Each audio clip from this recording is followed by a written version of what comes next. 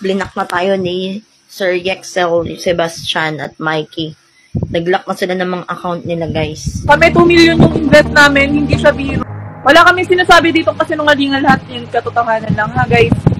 Kasi kilala nila si Yexel eh. Diba napakasikat niyan, walang ginawa yan kundi ipakita, i-brag sa lahat yung kanyang koleksyon ng mga mamahaling laruan.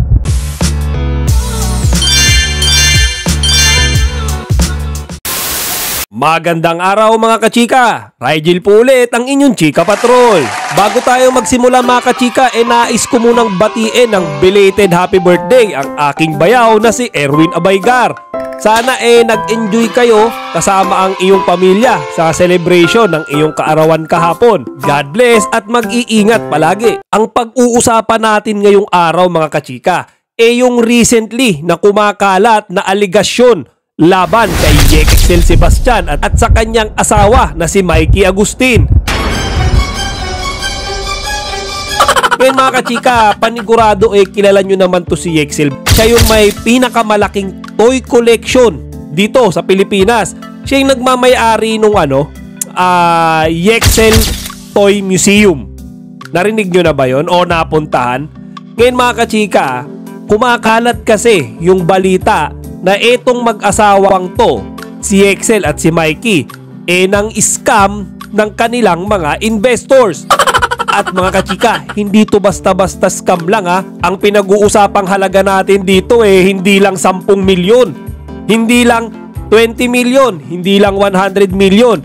Kasi mga kachika, ang suma total daw ng kanilang nakupit o naitakbong pera 200 milyon pesos. Mga kachika, napakalaki niyan. 200 million. What the fuck?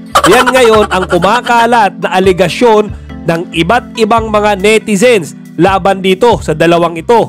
Ngayon mga kachika, basahin natin yung isang post ng sinasabing naging investor daw nila na tila tinakbuhan na netong mag-asawa. Mikey Agustin and Yexel Sebastian, nagmamakaawa po ang mga OFW at abroad na nag-invest sa inyo. Meron din sa Pinas mga naglabas ng pera. Sana po kausapin nyo kami. 2 months na pong delayed ang aming kita sa ininvest namin sa inyo. Kayo ang kausap namin. Sana makipag-usap kayo ng maayos sa amin. Binlock ako ni Yexel, in-unfriend ako ni Mikey sa personal Facebook niya. Bakit po ganon? Maayos kami naglabas ng pera. Sana maayos din kayong makipag-usap sa amin. Nai-stress na kami. #RapiTulpo in action. Panoorin din natin itong mga video na ito na sinasabing investor din daw sila na hindi na daw nire-replyan kung di naman ay binlock na ni Yexel at ni Mikey. Dahil update, blinak na tayo ni Sir Yexel, Sebastian at Mikey. Nag-lock na sila ng mga account nila, guys. Kawawa naman talaga kami. Wala kaming hindi namin alam kung saan kami dadalhin. Ito po yung issue. Hindi na po sa amin nagpaparamdam si Yexel at si Mikey. 3 months ago na po. Bali, delayed na po sila sa pinag-usapan namin sa kontrata namin na nagbibigay sila sa amin ng 5% interest doon po sa ininvest namin sa kanila. Sana, kung paano nila kami kinausap nung magjo-join kami sa investment nila, ganun din yung pagkausap nila sa amin ngayon. Huwag nila kaming ihang dito. Huwag nila kaming isisi sa ibang tao. Maawa sila sa amin. Kasi yung mga pera na yun, pinaghirapan po namin yun. Para po yun sa mga pamilya namin. Hindi po para sa inyo yun. Kaya sana po kausapin nyo kami. Willing po kami makipag-usap lahat ng kapitalista. Andito po kami. Lahat po na-invite nyo para mag-join dito. Madali lang naman kaming kausaping mga investors nyo di ba? Kahit nasabihin siya lang biktima. Hindi siya biktima, kami ang biktima dito. Kaya kausapin niya kami, sa kanya kami nagtiwala, sa pangalan niya, sa image nilang mag-asawa. Sa mga nakakakilala kay Yexel at Mikey, please, kapag nakita may stress ka, kami 2 million yung invest namin, hindi siya biro. Kaya ako hindi ko na lang din siya iniisip masyado. Pero syempre, yung 2 million na yun, napakalaking bagay nun sa amin. Dahil hindi naman kami talagang milyonaryo na para hindi namin habulin yun. Pero syempre kailangan namin yun, lalo na yung mga naawa kami sa mga kasama namin na OFW na inutang lang daw nila yung pera na yon. Tapos may mga iba na buntis, nai-stress talaga sila sa nangyayari dahil kahit anong contact namin sa kanila, dami accounts yung pinapa-kuyusak na nila sa amin. So anong namin, assurance namin na mababalik yung pera namin. Gusto na lang namin kunin lahat yung pera namin. Kaso walang ganun. Meron mga ibang binibigay sa amin na option pero hindi siya tama hindi siya para tanggapin pa namin yung ganung option nila. Parang lumalabas pera namin yun pero kami yung nahihirapan. Pero hindi kami mababaliktad kasi totoo yung sinasabi namin. Ba't kami mababaliktad? Wala kami sinasabi dito kasi nungalingan lahat yun, katotohanan lang ha guys. Kung totoo man to mga kachika, di ba grabing panloloko naman ang ginawa nila? Hindi na ba sila naawa dito sa mga pobreng OFW na inuto nila para mag-invest sa kanila? Ngayon sa pagkakatanda ko, way back 2019 yata yon or 2018, may pinost to si Yexel sa kanyang Facebook account na naghahanap siya ng investor. Ngayon dun sa post niya na yon, sa pagkakatanda ko hindi ko na kasi makita ngayon Ang sabi niya doon, balak niya, plano niya na magpatayo ng biggest toy museum, toy collection sa buong mundo. So yan ang target niya, buong mundo hindi lang Pilipinas, buong mundo na. At yung toy museum daw na yon may kasamang casino at iba pang mga amenities. Ngayon siguro mga kachika nakakuha ng atensyon to ng mga willing mag-invest.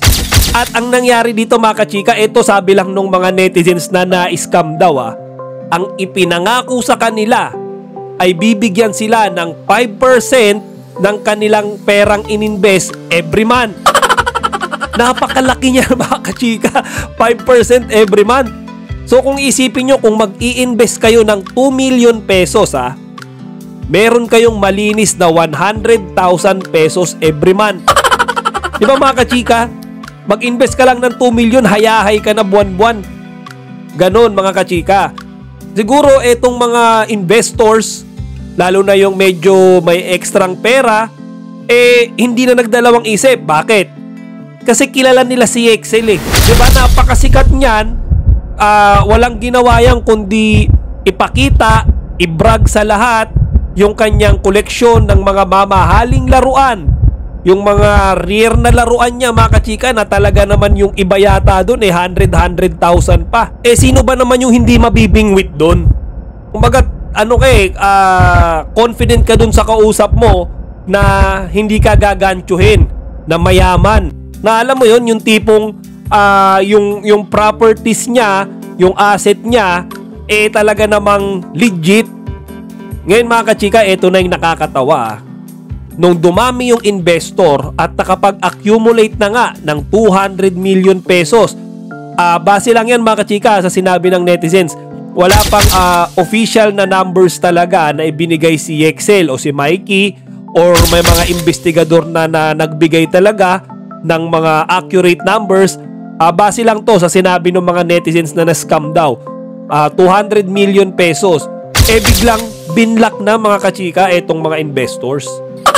Diba? Bigla na lang hindi na nire-replyan, bigla na lang tinakbuhan. Sa kasalukuyan, habang ginagawa ko tong video na to, wala pang official na statement si Yexel Sebastian at yung asawa niyang si Mikey Agustin tungkol nga sa mga seryosong aligasyon na to sa kanila, na sila ay mga scammer.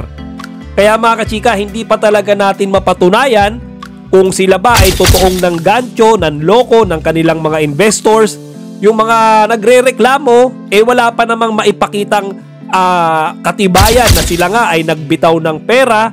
Wala silang ipinakitang resibo. So puro verbal lang yung accusation nila dito sa mag-asawa. Ako personally mga kachika, na-scam na ako Malaking amount din. Ngayon naisip ko, minsan hindi rin kasalanan ng mga scammer Alam nyo yung nandyan sila, nakaabang, aakitin ka, kumbaga para silang mga namimingwit ng isda tapos tayo yung mga investors na mga isda na gusto nilang hulihin, bingwitin. Ngayon mga kachika, nasa sayo yan kung magpapabingwit ka. 'Di ba? Unang-una, huwag kang magtitiwala basta-basta, lalo na kung yung deal nyo is too good to be true. Alam mo naman yan eh, makikita mo na, grabe naman to magbigay, 5% every month, sure na kaagad yun. Wala na akong paghihirapan, pag deposit ko, mati kaagad, magbibigay ng 5% every month. Di ba mga kachika, dun pa lang parang mapapaisip ka na eh. Number 1 yan, pag too good to be true, pag-isipan mo muna, hindi lang isang beses, 2 beses, 10 times. Kung kinakailangan nga na i-consult mo pa yan sa mga eksperto o mag-research ka ng, alam niyo yun, ng sobrang tindi, gawin mo. Pera mo yung bibitawan mo eh. Pangalawa mga kachika, hindi perke sikat yung nagre-recruit o nanghihikayat sa'yo, dapat kampante ka na. Hindi ganon. Hindi perke artista yan, hindi perke kilalang mayaman yan, hindi ka nalolokohin yan. Nandun pa rin talaga yung risk na sila ay manggagancho sa'yo. Totoo yan mga kachika, di ba nga lately meron din allegation, may kasong isinampa laban kay Donald Trump. Billionaire yan mga kachika, Donald Trump na yan, na ang sabi nakapangloko siya o nakapag-accumulate siya ng 100 million US dollars galing mga kachika sa panloloko. Yan mga kachika, kahit si Donald Trump na yan. So paano pa yung ibang tao? Paano pa yung mga nandito lang sa Pinas? 'Di ba? Kaya huwag kayong kampante, hindi perki sikat sila, mayaman sila, kilala sila wala nang risk na tatakbuhan kanila. Madalas nga sila pa yung tumatakbo Kasi alam nila yung mga pasikot-sikot sa ganyan sa panloloko At lastly mga kachika, sana lang kung mag-i-invest tayo, yung perang kaya lang natin na mawala sa atin. Ilang beses ko nang narinig yan Huwag kang mag-i-invest nung pera na mamamatay ka pag nawala yun. Yung perang taggutom kayo pag nawala yun. Yung perang inutang mo rin sa iba na mapapahama ka o ikaw yung makakasuhan pag nawala yun. Hindi ganun mga kachika. Invest mo lang yung extra mo, yung tipong pwedeng mawala sa'yo. Yung pag nawala yun parang wala masyadong impact sa buhay mo. Oo, nakapanghinayang nawala yun, pero hindi maapektuhan yung daily routine ng buhay mo. Ganun lang yung i-invest mong pera, yung kaya mong mawala sa'yo. Diba kagaya nito, yung mga na-scam na to, nasabing investors. Yung iba rito parang sobrang laking amount nung ininvest nila na tipong pilay sila ngayon. Yung sinasabing para yan sa pamilya ko, para yan sa pampagamot ng nanay ko. Nako mga kachika, yan yung mga sobrang risky na i-invest na pera.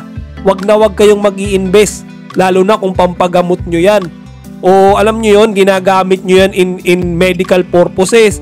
Na pag nawala yan, titigil na sa pagpapagamot to.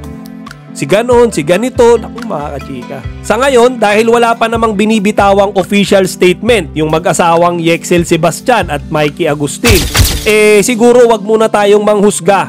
Hindi pa natin naririnig yung other side of the story dun sa panig nila. Kaya siguro mga kachika, i-judge natin sila kapag talagang napatunayan na talagang sila mga nanloloko o nang i-scam ng kanilang mga investors. O siya mga kachika, hanggang dito na lang muna. Huwag nyo kalimutang bisitahin ang ating website, chikapatrol.net. Mag-subscribe din kayo dito sa ating munting channel at ilagay ang inyong mga opinyon dito sa comment section. Chika Patrol signing out! Kachika, huwag niyong kalimutan mag-like, comment, and subscribe. Para sa iba pang mga celebrity news, i-click lamang ang mga videos na ito.